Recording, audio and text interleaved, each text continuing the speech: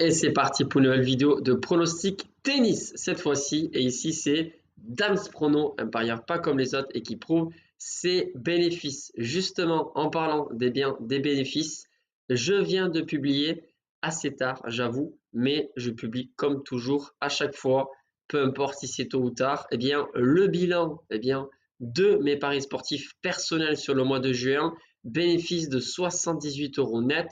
Waouh, je suis comme ça.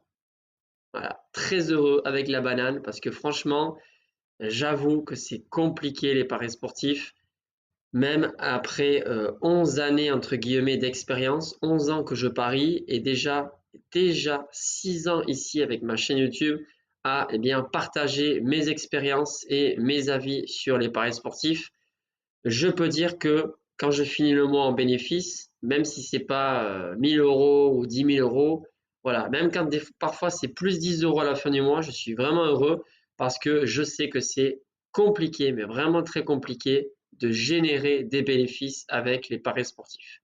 En parlant de ça, donc j'ai publié le bilan de mes paris sportifs personnels, comme d'habitude ici dans la partie communauté sur YouTube, mais aussi et bien sûr mon compte Instagram.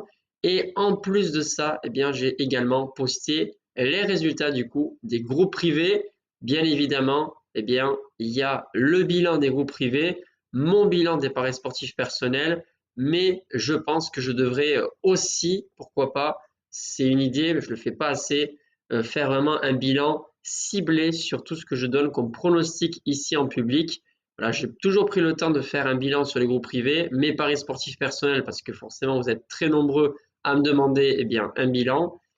Mais voilà, je pense que je devrais aussi faire ça ici sur les pronostics publics, en sachant que je pourrais aussi faire, tiens donc, peut-être bonne idée, de faire un petit bilan sur les pronostics Liga que je donne tout au long de la saison, avec pourquoi pas, voilà, franchement j'avais pensé à faire ça, j'en avais parlé à un ami aussi, de présenter quelques graphiques avec des stats, ça peut être pas mal. En tout cas, vous le savez, en ce moment, c'est vraiment la trêve pour beaucoup de joueurs ici en Europe et même dans le monde.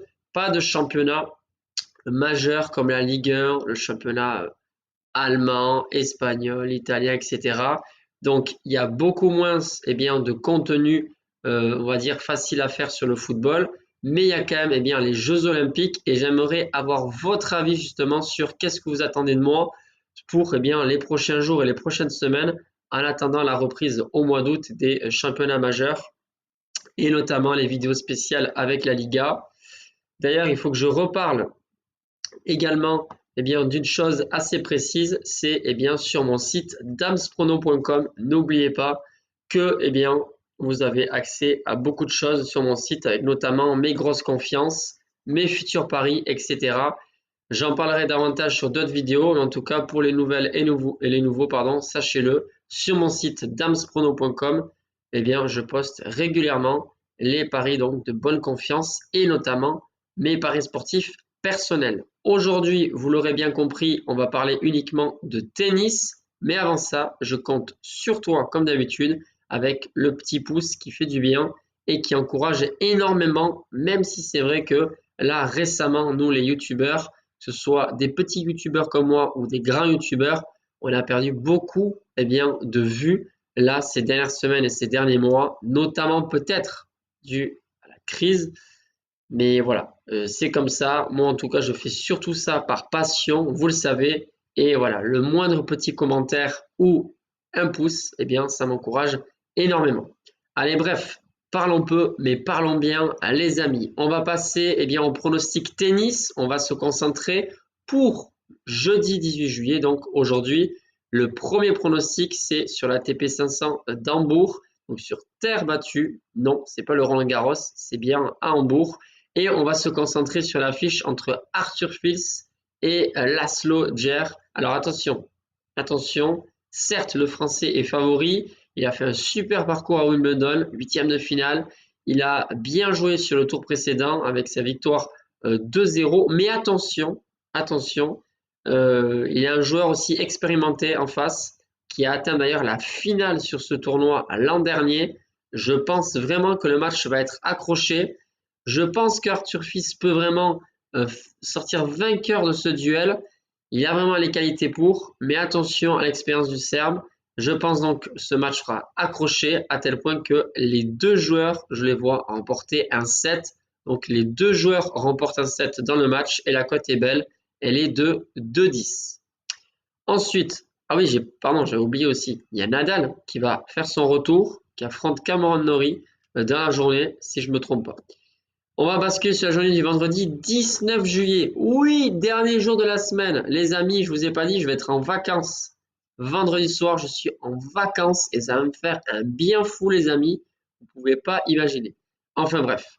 Là, on va se concentrer sur un autre tournoi terre battue, l'ATP 250 de Gstad à, bien sûr, cette fois-ci en Suisse, avec notre favori, le numéro 1 du tournoi, Stefanos Tsitsipas, le grec, qui va affronter l'italien Fognini. Alors oui, l'italien a eu quelques belles performances là ces derniers jours et ces dernières semaines, mais honnêtement, voilà, sur terre battue, je pense que le grec est largement au-dessus. Même si sur un set Fognini nous fait, comme d'habitude, le régal avec ce spectacle de fou, etc. Ces balles puissantes, oui, mais honnêtement, je pense que voilà, Stefanos Tsitsipas est largement au-dessus, même si un set serré avec pourquoi pas un tie-break. D'ailleurs, le tie-break, ça peut être une belle cote sur ce match-là.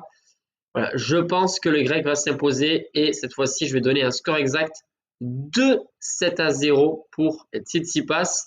La cote, elle est faible, certes, elle est de 1,44, mais franchement, je pense que ça passera en sachant que Fabio Fognini en a vraiment chié, entre guillemets, pour passer sur ce tour suivant en quart de finale parce qu'il a gagné en huitième, certes, mais franchement, il était mené 1-7-0 et il a beaucoup galéré face à Varillas, le Péruvien.